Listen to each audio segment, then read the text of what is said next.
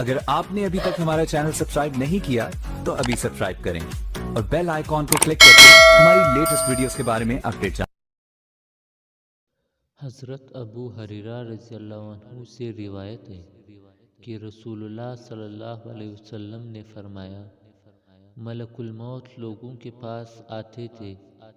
حضرت موسیٰ علیہ السلام کے پاس آئے تو انہوں نے تھپڑ مار دیا، جس سے ملک الموت کی آنکھ پھوٹ گئی۔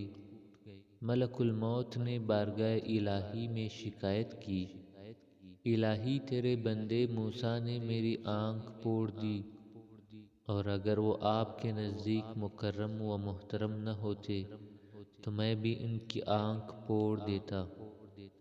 اللہ تعالیٰ نے ان سے فرمایا، تم میرے بندے کے پاس جاؤ، ان سے کہہ دو کہ وہ اپنا ہاتھ کسی بیل کے کال پر رکھ دے، ان کے ہاتھ کے نیچے جتنے بال ہوں گے ہر بال کے عوض 1 سال عمر بڑھا دوں گا۔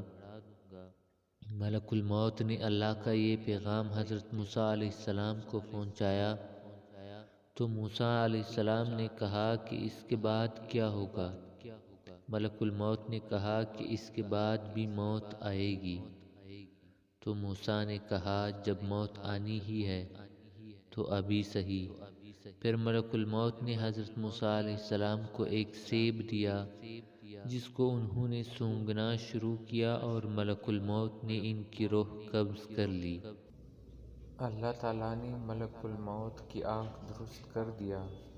اس کے بعد ملک الموت لوگوں کے پاس پوشیدہ طور پر آنے لگے۔